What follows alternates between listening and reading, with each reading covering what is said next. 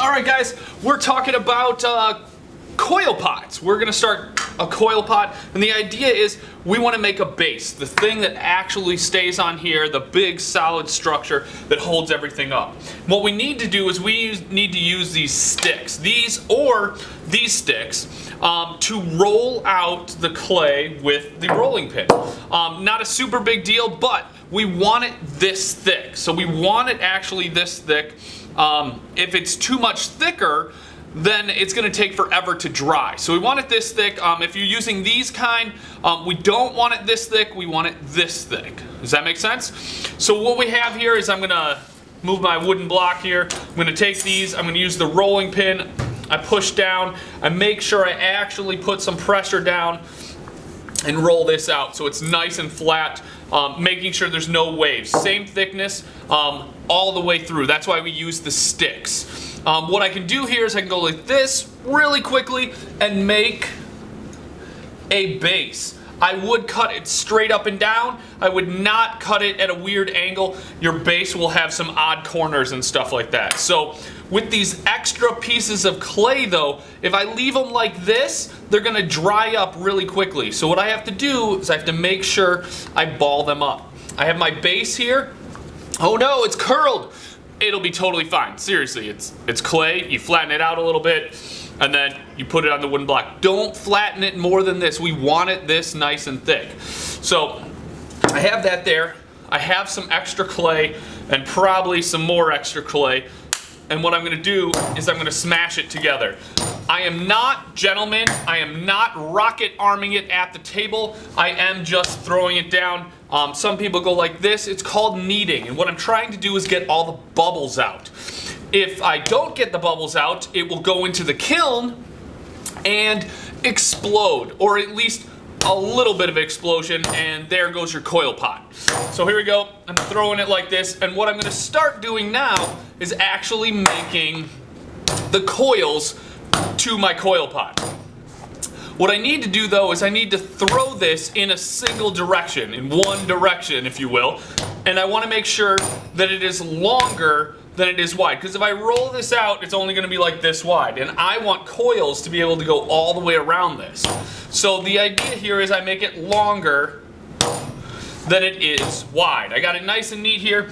I'm actually going to switch to a longer mat. You don't have to. It should work just fine in here. I just want to show you a little bit easier. Here's this. Here's my sticks.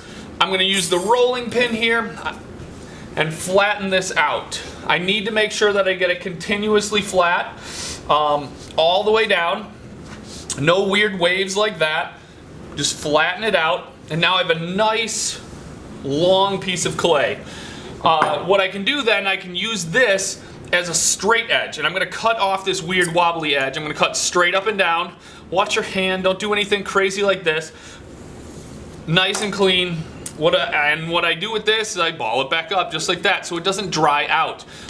This is weird, and I'm not going to switch hands, so what I do is I rotate the mat. So I line it up with that outside edge, I hold it down, and I'm going to cut that coil. What I can do then is I can line it up with this line again, can line it up with that line, and actually draw and carve out another coil. What I'm doing is I'm making square coils. I would only cut like 2 or 3 at a time, because otherwise you're going to spend all your time actually making coils and not actually attaching them. So what I can do is I can take this coil, it's nice and square, and what I can do is I can roll it. I'm going to show you on the table. You can do it on the mat. I'm going to show you on the table so you can see what happens. What you want to do is you want to barely touch it.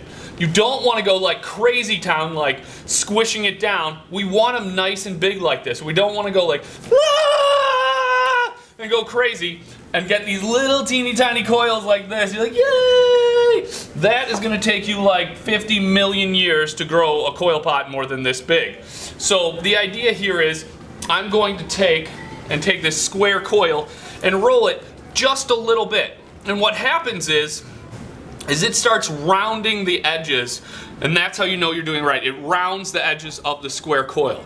And what I can do here, this coil is pretty long. What I can do is I can actually roll this around and make sure it's actually perfectly lined up. No big deal. I can even get rid of any extra. Sometimes they don't come all the way around, and then you'll have to add clay, but this one goes all the way around. And what I'm going to do is I'm going to cut through it. So I'm going to cut through it, but not straight like this. I'm going to cut it at a diagonal to give it more surface area. I'm going to cut through like that, and I get rid of these little guys. I get rid of these little guys, and this then lines up perfectly. No big deal. Try not to mess up your actual thing. And what I have to do is in between this, I need to slip and score. Just like you connect any piece of clay, you need to slip and score it. So I slip and score right here. Remember, just a little teeny tiny bit of water, not a big deal. And what I should do is I should connect those and then actually smooth them out so it looks like one continuous coil as opposed to a connection where you can see where that coil is connected every time. So nice clean coil. I'm also then going to score and slip this onto here. And I'm going to go around it. Don't stab. Don't make little holes. That'll make little air pockets and they'll explode. So I'm going to go one way and then I'm going to go the other way. Do some,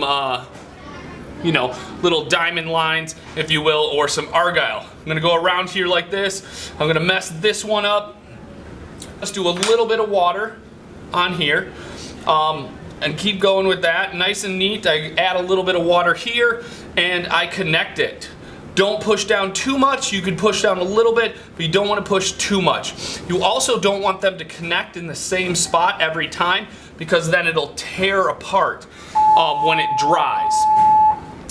You need to go up 3 coils before you start adding things. But if you were adding things, here's a nice crazy square coil. If I was adding things, I could just score and slip and go up and down like this. I could even add, a giant sphere in there. That maybe is a little too big, but I could flatten it out and draw something on it, and I could attach it, and I could attach it and have the coils go up and over it. I could have the coils go into it. I could attach it to the outside. So there's lots of different options. We can do some really cool things with coil pots, but it all should have meaning.